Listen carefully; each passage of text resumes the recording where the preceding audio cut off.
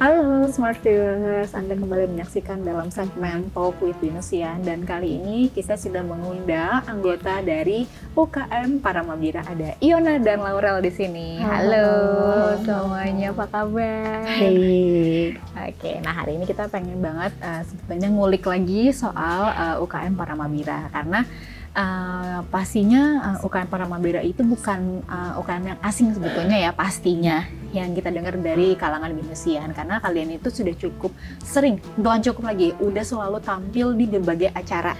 Salah satunya adalah yang grandenya wisuda, pasti nggak mungkin kalau nggak ada Paramabira, bener ya? Nah, kita pengen tahu dulu dong sebetulnya, Paramabira tuh sebetulnya UKM, iya pasti soal paduan suara, tapi apa sih, mungkin berjelaskan lagi Paramabira itu apa? Mungkin dari Iona dulu. Oke, jadi pastinya kan Paramabira itu singkatan dari Paduan Suara Mahasiswa Bina Nusantara, lalu disingkat jadi Paramabira, dan tentunya UKM ini nih berkecimpung di dunia paduan suara gitu ya. Jadi pastinya program-program kerja kami itu fokusnya ke arah paduan suara, contohnya seperti konser, lalu juga ada training camp. Training camp ini salah satunya program kerja yang istilahnya melatih vokal dari tiap singers Paramabira, lalu juga ada kompetisinya juga cakupannya juga luas dari nasional hingga internasional. Juga pastinya kami juga ngisi-ngisi acara-acara di BINUS, lalu juga pernah juga kami tampil di luar BINUS tuh juga pernah. Jadi emang fokusnya kami pastinya lebih ke dunia menyanyi gitu ya, menyanyi dan membuat harmoni menjadi suatu paduan suara. Ya, kalau misalnya Paramabira sendiri pastinya tadi lebih ke arah paduan suara sih kalau kita.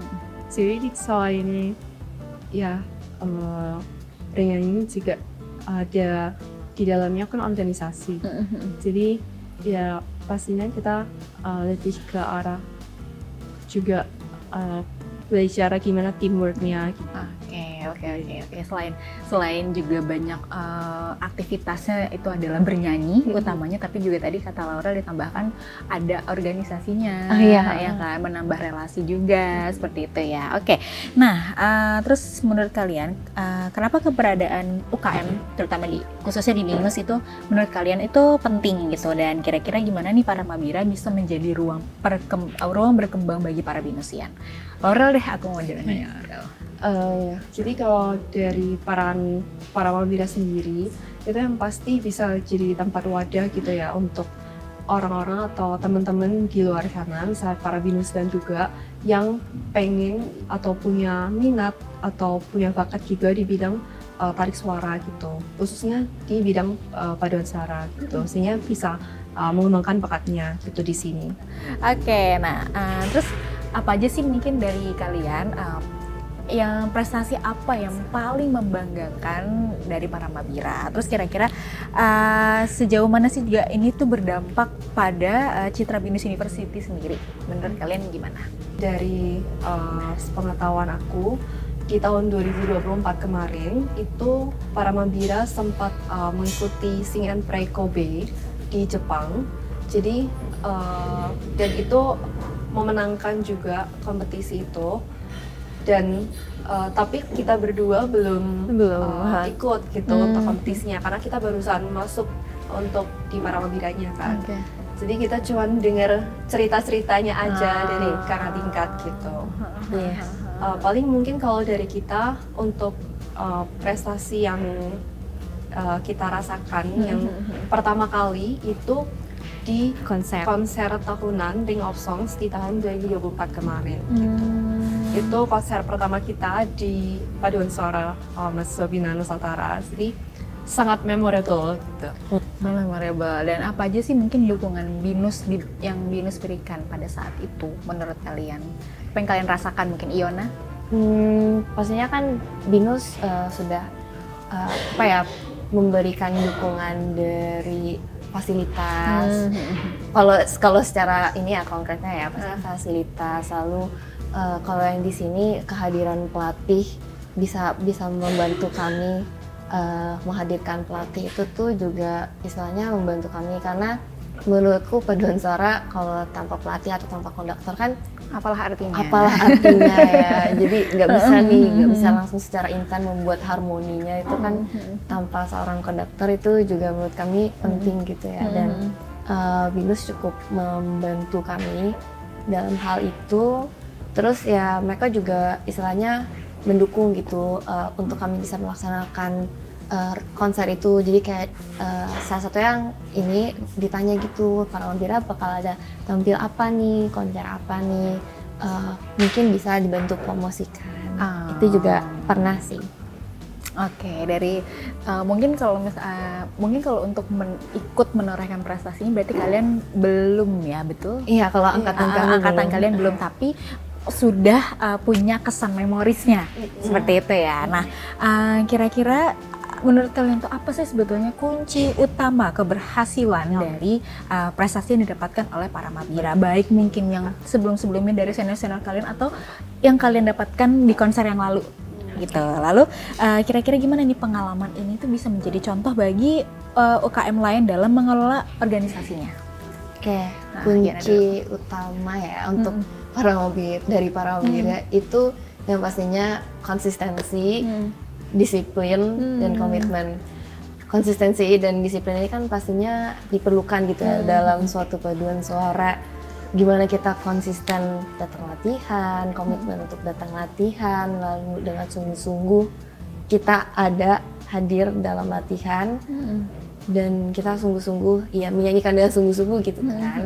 Lalu juga disiplin bagaimana kan para paduan suara itu kan bisa ada partitur. Itu ada tulisannya gitu, ini berhenti di ketukan berapa, besar kecilnya itu berapa, itu harus diperhatikan. Itu juga bahkan menjadi salah satu kriteria dalam perlombaan biasanya. Dan itu juga itu namanya dinamika ya. Jadi dinamika itu tuh harus disiplin, harus mengikuti sesuai dengan arahan konduktor juga maunya apa, karena di situ tuh dinamika itu diciptakan untuk membuat suasana dari lagu tersebut kayak gitu sih. Dan itu nggak cuma berlaku dalam paduan suara, dalam berjalannya paduan suara, tapi juga dalam berjalannya organisasi, para Mabira sebagai organisasi. Kalau anggota atau pengurusnya nggak komitmen kan juga nggak bakal berjalan para Mabira sampai sekarang. Jadi pastinya setiap anggota, setiap pengurus itu perlu komitmen, perlu adanya disiplin.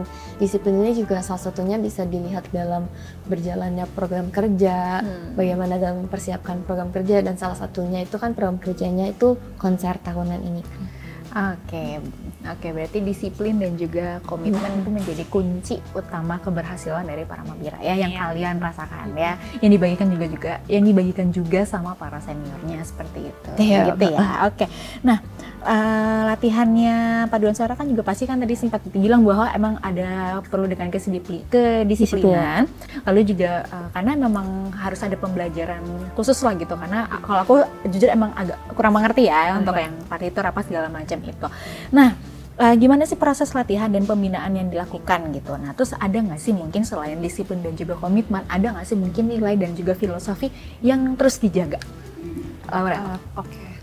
Ya, kalau filosofi yang menurut aku pribadi bagus gitu ya untuk dipegang, dan juga prinsip ini juga biasanya aku terapin gitu, itu excellent through harmony, yang artinya kan kita di paduan suara pengen menciptakan harmoni lewat nada-nada tadi gitu kan yang kita nyanyikan. Nah, gimana caranya kita membuat harmoni atau keselarasan itu tuh dengan cara kita juga membangun suasana yang enak dulu gitu dengan teman-teman kita gitu. Jadi antar anggotanya itu juga udah maksudnya sefrekuensi gitu, terus selaras sevisi juga gitu. Jadi ketika kita mau bangun bareng-bareng nih, mau ada konser, jadi kan ibaratnya kita bikin sesuatu bersama kan, ngerjain proyek bersama gitu. Jadi nggak bisa tuh kalau jalan sendiri-sendiri gitu kan. Jadi harus emang bener-bener harmonis dan ya maksudnya bisa saling mengerti satu sama lain gitu.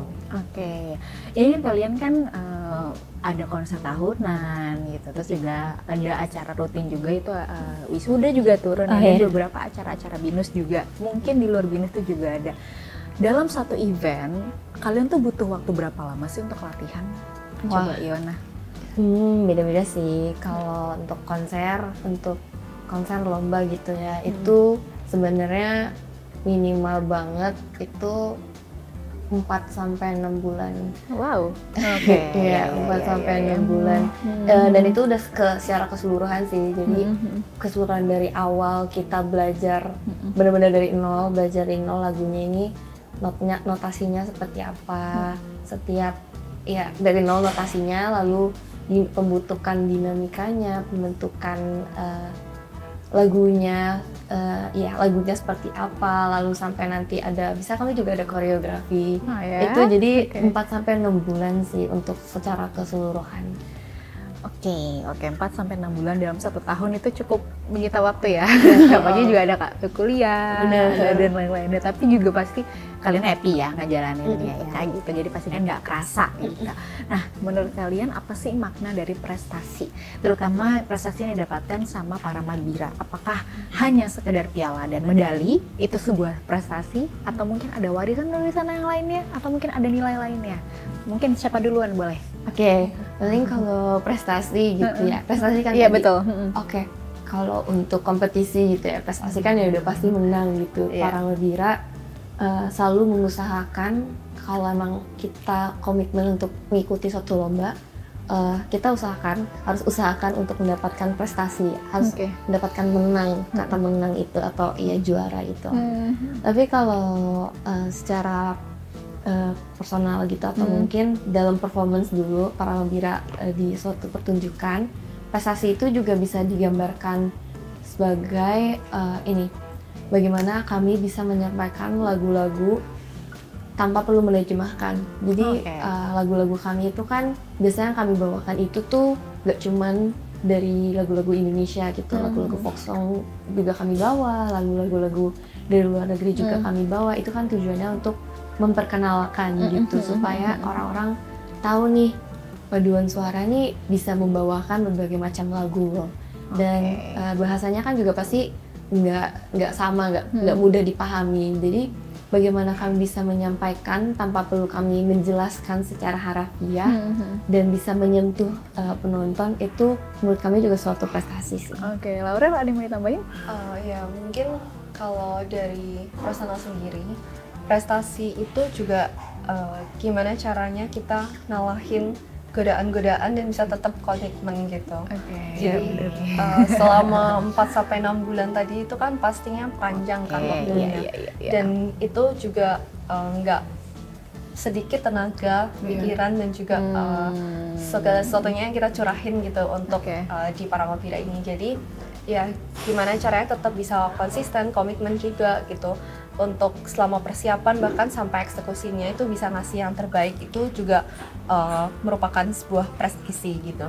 Nah, boleh dong kamu promoin gitu gimana nih caranya mungkin para binesian atau para calon binesian, karena udah mau mendekati masa-masa orientasi ya, boleh kalian promosiin dong para Mabira gitu, gimana cara joinnya, apa aja pengalaman yang akan didapatkan, silahkan.